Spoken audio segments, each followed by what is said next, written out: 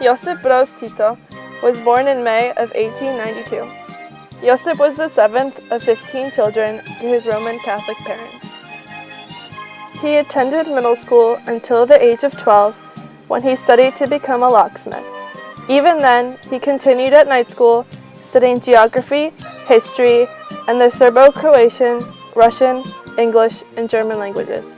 Tito decided to leave home and drifted through several countries as a mechanic, until being drafted at the outbreak of World War I in the Austro-Hungarian army. He became a sergeant in the Serbian front. He was then transferred to the Russian front, where he was wounded and captured and put into a prisoner of war camp. In 1917, Josip joined the Red Army, the communist group that rose to power after the Russian Revolution that same year. He returned to Croatia, where he joined the Communist Party of Yugoslavia. That year, he married a Russian woman named Kalea Belousova. In November of 1920, Yugoslavia outlawed the Communist Party.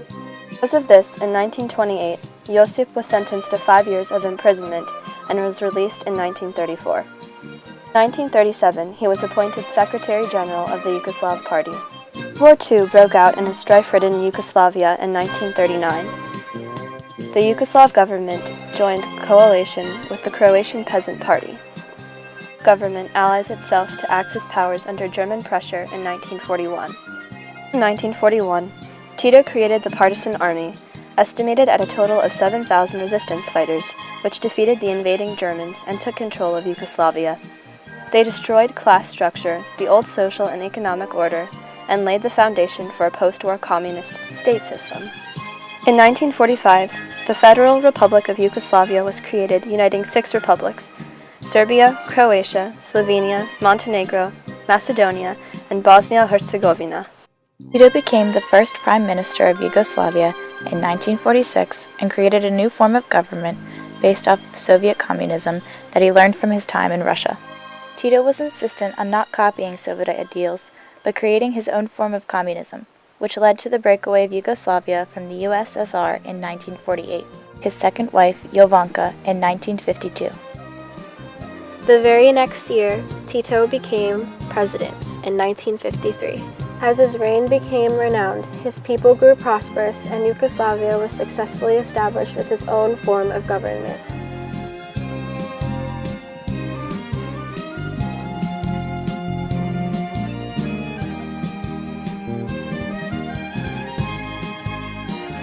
As far as dictators go, he's like a 10 on the nice scale.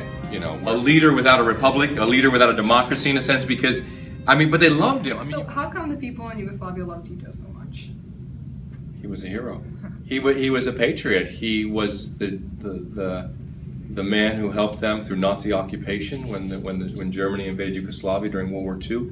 He was the guerrilla leader, what we call it, I call it guerrilla leader, but he banded together the Yugoslavians who didn't want Nazi occupation, and he fought. He fought through the whole war, although they were occupied through most of the war.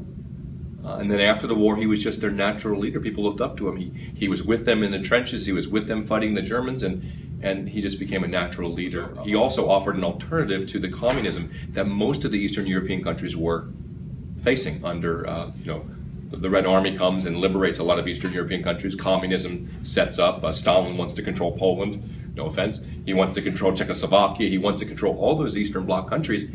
And Tito says, not so fast. We fought for our own independence, and you're not going to tell us what to do. If I'm going to be a communist, I'm going to do it on my own terms. Again, the beauty of Tito is when you were part of communism after World War II, or you're part of Western Europe, which was more sided with the United States after World War II, you have this East-West, you have this fight. It's called the Cold War. You guys know about the Cold War. So you have this fight in Europe between the United States and their satellites and Russia and their satellite countries. And Tito sort of stays right in the middle, almost like a Switzerland, almost like, just staying neutral. And I think that he does that. He's communist, though. He's not going to be a liberal pro-Western government. But he stays right in the middle, and he plays the United States against the Soviets and the Soviets against the United States, and it's beautiful. In 1970, Tito suggests equal representation for each republic. He was then officially made president for life in 1974. Marshal Tito dies on May 4th, 1980 in Ljubljana, Yugoslavia. In 1991, the first Yugoslav war after Tito's death breaks out, and the first step towards the cracking of Yugoslavia's unity is taken. The republics began to differentiate in language, religion, and culture, which are now recognized as cultural differences. Tito is now considered the last great World War II leader. Josip Broz Tito was the founder of national communism. He was the first communist to successfully challenge Stalin. Through the remarkable leadership displayed by Tito, it becomes apparent that the loss of a great dictator creates a hole left unfilled and can be the cause of the break of any unified country, no matter how strong. Računajte na nas.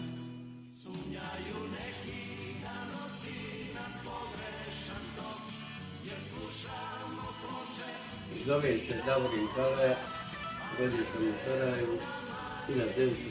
godine.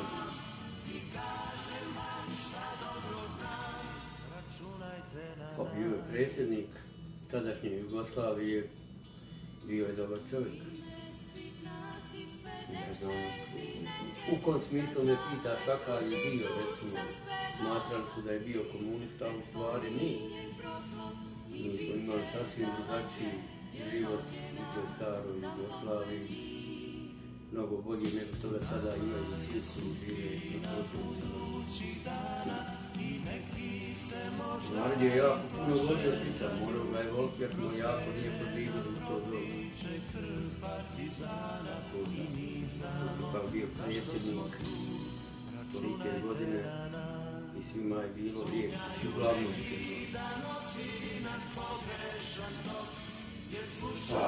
ja sam bio po zanimanju taksi vozač, vozio sam taksi,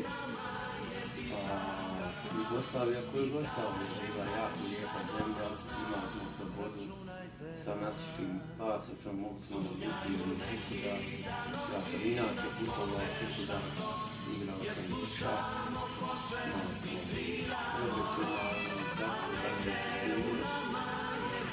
uglavnom ljudi su jako lijepi.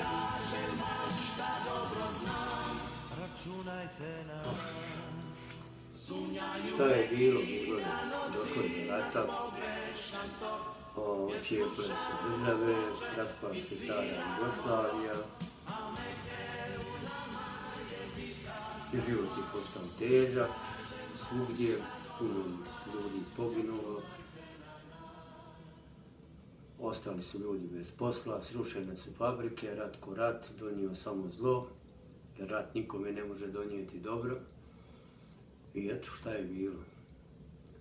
Promijenio se život od nekadašnjeg lijepog života koji smo imali, sad je pakao i eto tako.